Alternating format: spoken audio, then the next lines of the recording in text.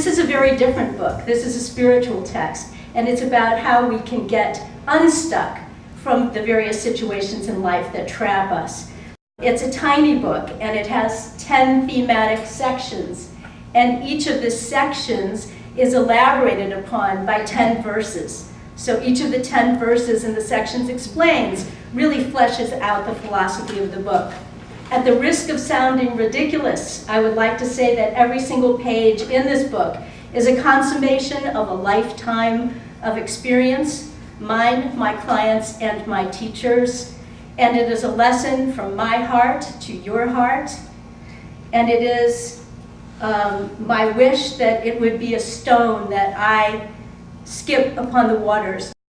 I do not believe, I've not found in the course of my life, that striving for the norm or normalcy does anything to better one's life or the life of one's children. The underlying theme is, how do we find a stance in life?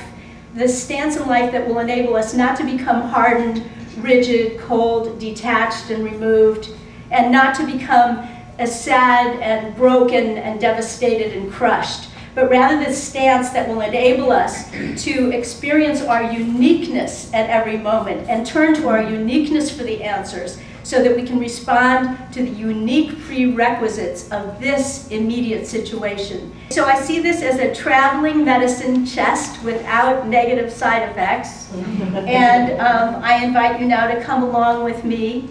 Where we are doesn't matter. If along the way you find a lovely spot, linger there, please, and take in what is useful to you. Let go what is not useful to you.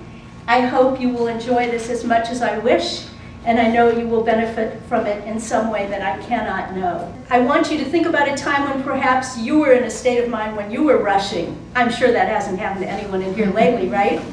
But find, dig deep and find a time when you were rushing so much that you forgot your keys, you left the stove on, very bad, or you had to run back to your house because you were in such a big hurry.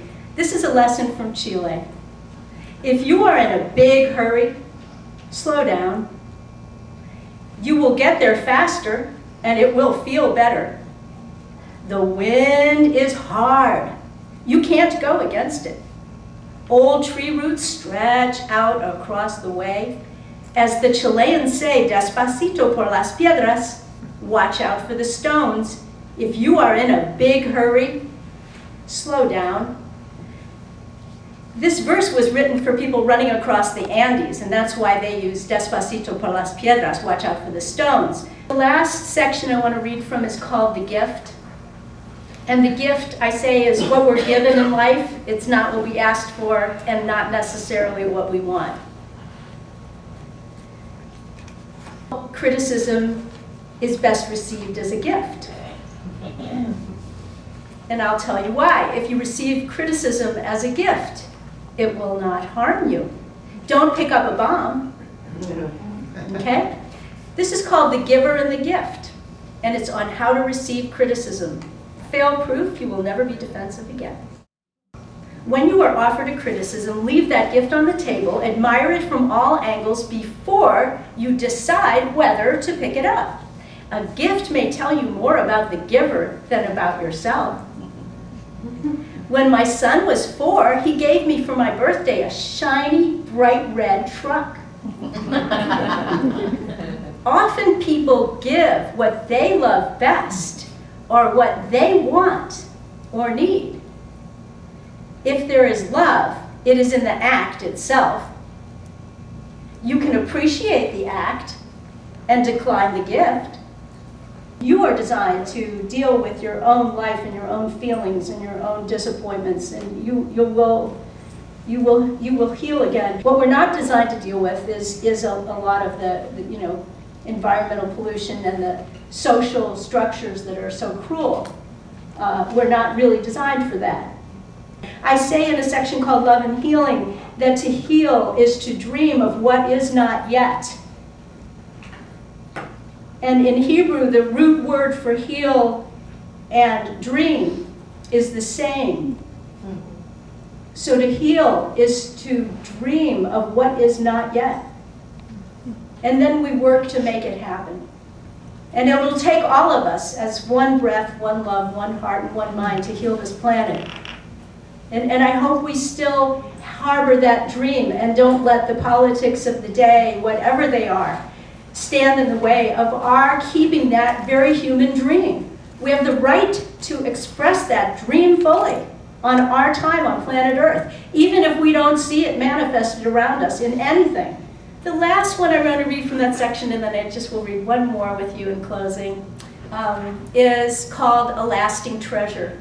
And I want to ask you to think, what do you think of in yourself? What do you think of a lasting treasure in your life? And you might think of the dishes that were passed down to you from your great-great-great-grandmother. Or you might think of the baseball you caught as a kid. I don't know what you think of as a lasting treasure for you. I realized when I asked myself this question at the plummeting the full depth of what I felt, that this was what was my greatest lasting treasure. My cousin, one of the first victims of AIDS, called me from another country to say to me, my cousin, one of the first victims of AIDS, called me from another country to say to me, I was in the marketplace today when I felt on my cheek a drop of rain. It was so cool that I have to tell you, my cousin, one of the first victims of AIDS, called me from another country to say to me, I was in the marketplace today when I felt on my cheek a drop of rain. It was so cool that I have to tell you. That drop touches my face now. Well, the time has sped by, and I'm trying to be true to my promise to be only 30 minutes. And you may notice on the cover of the book what looks like an upside-down tree, right? Do we see upside-down trees? Yes, but guess what? It is not really an upside-down tree. No. It is something else. And it is an anatomically correct depiction of the coronary arteries. It is the heart. It is your heart, my heart, the heart. And there's a verse in the book that I wrote around the time that one of my teachers, one of my many, many incredible teachers, was dying. And I embroidered a gift for him. And the verse has a little twist to it at the end, and it's called A Lesson from the Heart, and I want to close with that and then have questions and answers. I embroidered for my teacher a gift that he received weeks before he died. It appears to be an ordinary apple tree, like one he described from his childhood, but it is a representation of the coronary arteries. Your heart is an upside-down tree, drawing nourishment from the earth and rooted in the divine. Even your broken heart can be a port of entry for one who grieves.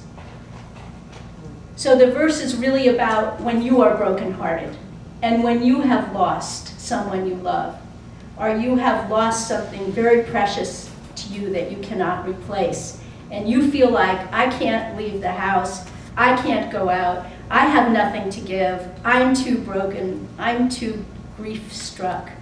And I say, oh no. I embroidered for my teacher a gift that he received weeks before he died. It appears to be an ordinary apple tree, like one he described from his own childhood, but it is a representation of the coronary arteries. Your heart is an upside-down tree, drawing nourishment from the earth, but rooted in the divine. Even your broken heart can be a point of entry for one who grieves. Thank you.